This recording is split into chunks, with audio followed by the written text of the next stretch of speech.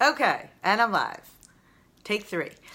I don't know. I had some problems getting connection going live. Hi, everyone. I am Rachel, and I'm the proud creator and founder of Siopa, Seize Your Passion, and I'm live from our Facebook group, Seize Your Passion, every Friday afternoon at 4:30 p.m. Eastern Time, sharing with you guys my thoughts for the week, my lessons for the week, my growth for the week, my aha moments for the week, all in the hopes of and with the goal of inspiring and empowering you guys to go out there and seize your passion, i.e. do more of what you love and be more of who you love so you can go on to realize all of your dreams and become your best self and live the most magnificent life full of passion, meaning, purpose, happiness, and joy, and fulfillment. Fulfillment's a big one. Okay, which I believe that's what we're all searching for. That is our driver of everything in life. Why are we here? It is to manifest our personal legend, to live that life full of purpose, meaning, passion, and fulfillment. Okay, so this week, what I want to talk to you guys about is it ties into these two concepts, these two ideas that I've been kind of focusing on over the last few weeks. And if you've watched my last few weeks of live streams, or if you get my emails from siopa.com, you'll notice that you'll know what I'm talking about, that these two themes are kind of, they run inside, all the content that I've been posting out there and sharing on siopa.com and here from the Facebook group. So one of those two concepts that I've been really focusing on, and the more you focus on something, the more it manifests itself to you and the more you see it everywhere. So one of those concepts is the concept of duality, right? That there's duality in everything, literally everything in the universe, in everything outside of ourselves in the physical world, and most importantly, that there's this duality within each one of us, right? And that duality sometimes seems like conflicting or opposing forces, right? Light and darkness, emotional and rational, intuition and practical. All those concepts of duality, often they're seemingly opposing forces, but in reality, when we think about this notion of duality and how we need both because they both exist in everything, again, and most importantly within ourselves, and how do we sort of balance the two and leverage the two, not disregard any one of them, but really leverage both of them to work together to create kind of this new whole truth and this new third path, right? You have to you conquer the two, you master the two so that you can then pioneer the third, right? I love that. So that's that notion of duality that I've really been focusing on, and it's specifically the duality within each one of us, right? As it ties to our emotional states, our emotional beings, our hearts versus our rational, practical minds and ways of thinking, right? They're both an integral part of us, and we need them both in order to become our best selves and go out there and realize all of our dreams and actually do more of what we love and be more of who we love, right? We need to learn how to tap into both of them and balance them at the right time so that we can leverage them to then perform at our best and create the best life full of that fulfillment and passion and meaning and happiness and joy and purpose that we're all looking for. Okay, so that's one sort of theme that's going to tie into what I want to talk about today that I've been focusing on. And the other theme very much is integral to that and connects with that, which is how to tap into your own inner resources, right?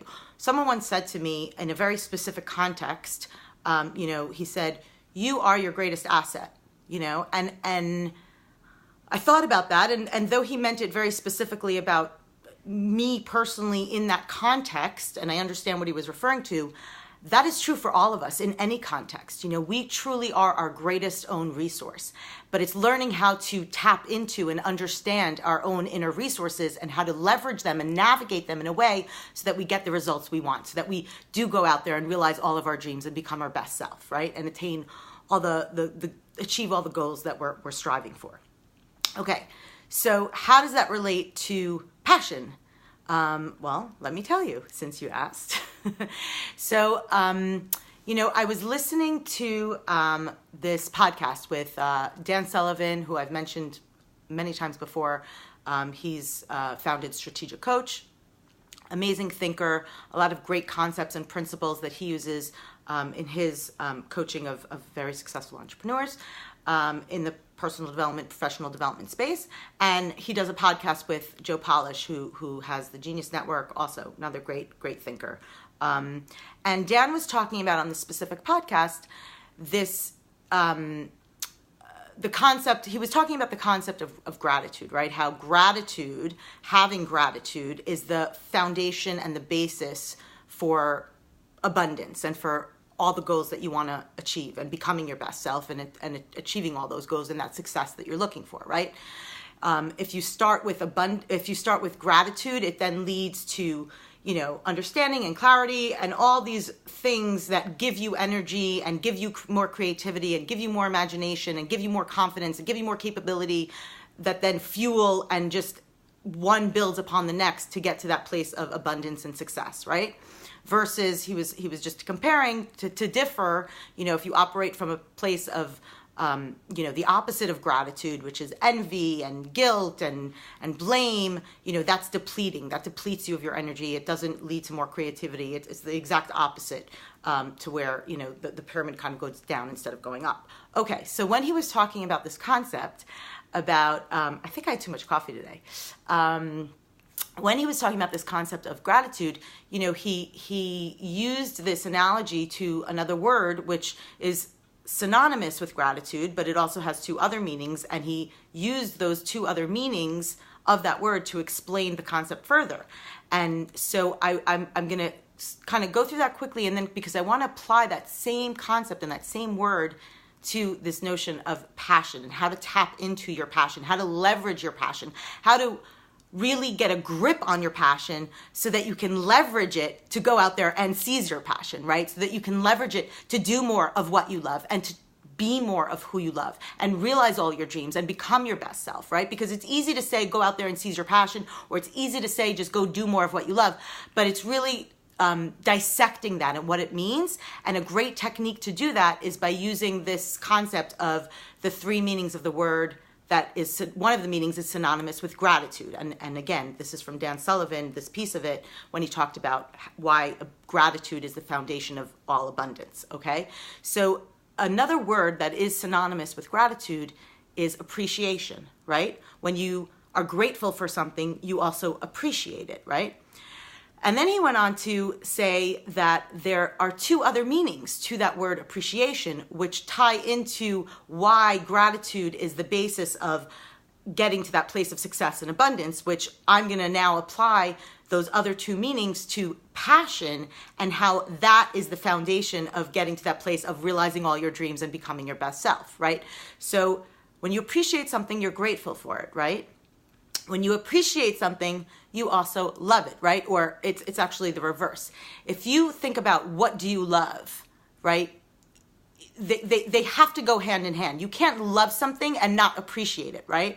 And actually, there's a bit of a side, technique for really tapping into how to practice gratitude, because I know that, I kind of struggle with that in the sense that a lot of people, we all know and understand intellectually, yes, I need to be grateful for everything that I have right now, and that leads to more abundance, and, it all starts with gratitude, but sometimes it's hard to just, it kind of stays on this surface level if you just kind of list, I'm grateful for my children, I'm grateful for, my health, I'm grateful.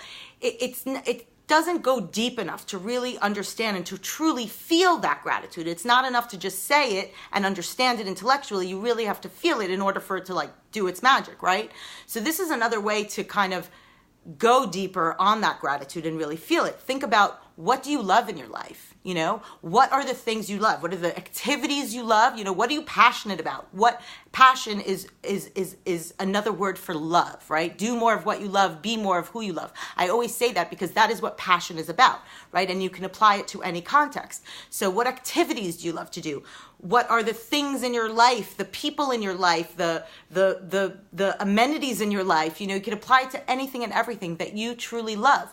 When you understand that and when you think about it in that context, if you love something and you feel that love for it, you will automatically feel appreciation for it, right? You will be grateful for it, okay? So that's the first level of appreciation and the synonymous meaning with gratitude, right? You appreciate something, you're truly grateful for it. And again, applying it to this notion of really tapping into your passion, what do you love? Who do you love? What things in your life do you truly love and therefore automatically appreciate, right? Now, the other two meanings, and this is really dissecting this notion and this concept of how to get clarity and tap into your passion in order to seize your passion, in order to go out there and do more of what you love and be more of who you love and realize your dreams, is these other two meanings of that word appreciate, right? The other meaning of the word appreciate, the second one out of three, is understanding, right? When you appreciate something, if someone says to you, XYZ, and you understand it, you say, oh, I can appreciate that. I can understand that. I understand that. So it's this intellectual understanding, but it's a real, it's more than just understanding the concept. It's understanding with empathy, right? I understand where you're coming from. I understand your perspective. It's a deeper level of understanding. It's up here, but it's connected to that other side of your emotional feelings, right? Of knowing something on a deeper level than just cerebrally, right? So you are grateful for it. If you love it and therefore you appreciate it, meaning you're grateful for it. What do you love? Again, using the same context and applying it to passion. What do you love and do you truly understand? What do you understand on an intellectual level that's deeper than just, I understand what that is, but you understand why you love it. The second question maybe to ask yourself, therefore, in dissecting this, and the second meaning of appreciation and understanding is, okay, these are the things I love. Why do I love them? What about them do I love? And it's gaining that clarity and that understanding about that passion, pursuit, or that activity, or that person, or that thing in your life that you're grateful for, right?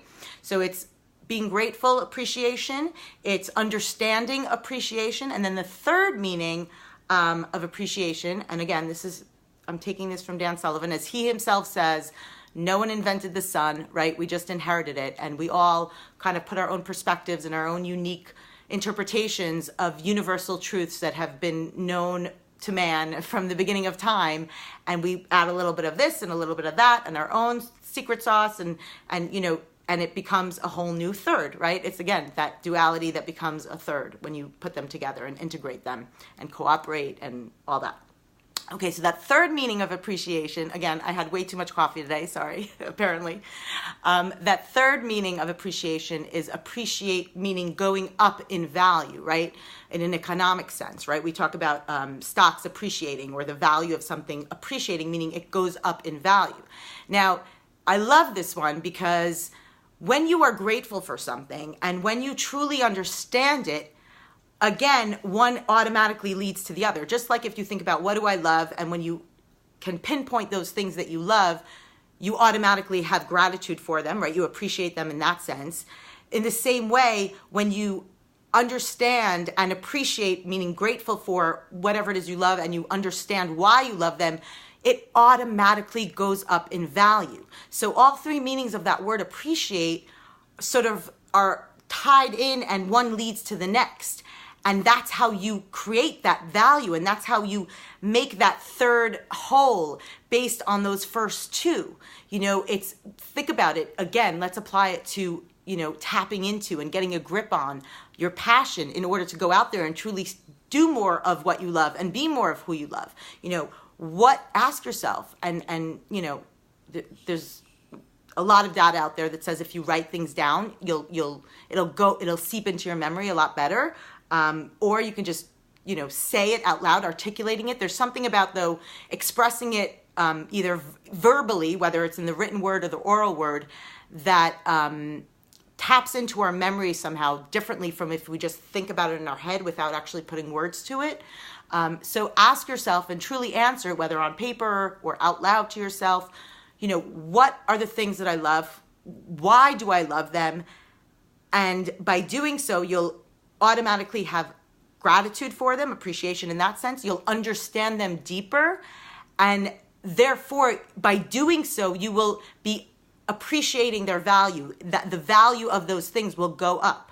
And that in turn is kind of this beautiful cycle, you know, of what you'll do more of it, and you'll understand why you're doing it, and you'll tap into that very concept of what it means to live out of your passion, you know? And it's just a great way, again, to kind of get a pulse on your passion. For, you know, a lot of people that are like, I'm not sure what my passion is anymore. I forgot what my passion is. I never knew what my passion is. You know, that's a great way to remind yourself, because we all know what our passion is, you know, and oftentimes if you practice these three sort of definitions of the word appreciation as a technique to tap into that passion, or to discover your passion, or to kind of get a deeper clarity on your passion so that you can go out there and seize your passion, you know, what I can almost guarantee will end up happening is you'll realize that, you know, back when you were a kid, it'll remind you of the activities you did and how you felt when you were tapping into your natural passion. It may not, you know, apply in the exact same way. You know, it may not be a 1-for-1, you know, equal ratio kind of thing. But, you know, if you love to draw, for example, you know, something about being creative. You may not draw today as your passion, but something about drawing. What was it about understanding and getting that clarity about what was it about drawing that you loved? And how does that apply today to what you have in your life and that you do appreciate and love? And how can you tap into that more so that you can bring up its value and do more of it, you know? So that's kind of one technique of how to, again, just get deeper clarity and understanding of your passion so that you can do more of your passion and go out there and do more of what you love and be more of who you love. And then the other technique that I wanted to share with you guys is actually, it came about very organically, and it's kind of my own, again, no one invented the sun, so I'm sure I'm not the first one to kind of say it, but, you know, hopefully I'm saying it in a new way that you maybe haven't heard before, and it sparks something in you. It has to do with how to tap into that duality within you, right? And how to tap into your own inner resources, which are your best resources available to you to become your best self and realize all your dreams, right? So the biggest obvious duality within us and our biggest resources is the fact that we have, you know, our emotional states, our intuition, our heart, and we have our rational minds, the ability to process and think and analyze. And so the key is how to leverage both of them and use both of them in the right way in order to get the results that we want and perform at our best selves, right? And so I asked two people this past week a question just because I was thinking about it, you know, unrelated to, I didn't know I was going to make it into this technique. And I just wanted to make sure, my kids got home. If you hear screaming in the background, my kids are home. I wasn't sure if I'm the only one who like kind of thinks this way because of my background and my love of films. And, you know, I grew up in that world of movies and I kind of sometimes tend to idealize and romanticize and dramatize, you know, my life. And I think about things sometimes as if they're in a movie. So I was like, you know, am I the only one that kind of, you know, is a little cuckoo that way? And so I asked two people, you know, I asked them, do you have any memories from your past that when you think about them, when you remember them, the memory plays out like a scene from a movie in your head, you know, like music and slow motion or whatever that means to you. It really, but when you tap in or when you think about that memory, it plays out like a scene from a movie. You know, it seems almost like it wasn't, you're watching someone else experience that in your memory, right? And the second person that I asked this, their response to that question is what like triggered that idea for me of, wow, this is a great technique of how to tap into your passion, how to tap into your own self-empowerment and an emotional state that propels you to go out there and truly realize your dreams and become your best self, right? And so he answered me. He gave me two memories of his. He's like, oh, definitely. And both people, by the way, said yes. So I'm not the only freak out there. So maybe you guys can relate where you have a certain memory and when you think about it, that memory plays out like a scene from a movie. So the second person that I asked, he gave me two memories and he literally went on to describe each memory as if it was a scene from a movie, you know, and this is an important part. Again, articulating our thoughts in actual words that to get more clarity about it. So the fact that he stood there and he walked me through sort of his memory as if he was describing a scene from a movie.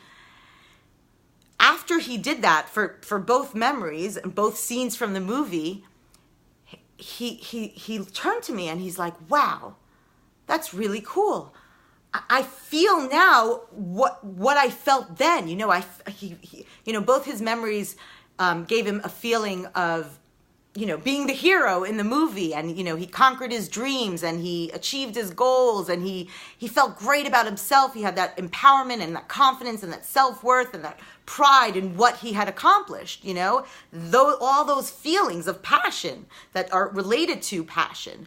And he said, wow, you know, that was amazing. He's like, I feel that right now. Like, he's like, you just pumped me up by asking me that question and by me articulating those memories as if they're a scene from a movie. And it brought up those same emotions as if I've just experienced it now.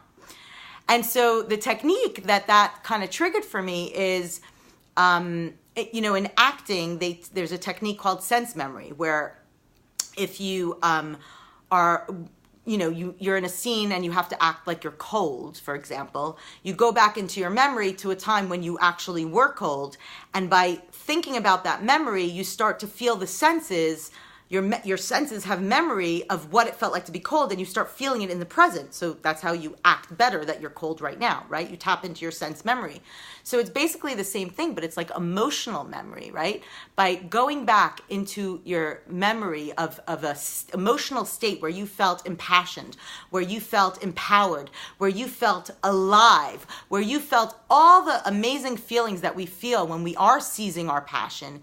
If you replay that memory in your head and actually articulate it and vocalize it or write it down, again, whatever form works best for you, it will pull up that emotional memory, and you'll actually feel all those feelings as if you're reliving that memory from your emotional state, right? You'll tap into that passion. You'll tap into that feeling of self-belief and self-empowerment and self-worth, and I can conquer the world. And then you actually will go out there and conquer the world, you know? So, yeah. So those are my 2 techniques for how to get really deeper clarity and a pulse on your own passion so that you can go out there and truly seize your passion, meaning realize all of your dreams and become your best self. Because that's what life is about, people. All right. I think I've been on longer than usual, so I will say goodbye. And as always, do more of what you love, be more of who you love, and seize your passion. Have a great weekend, guys. Bye.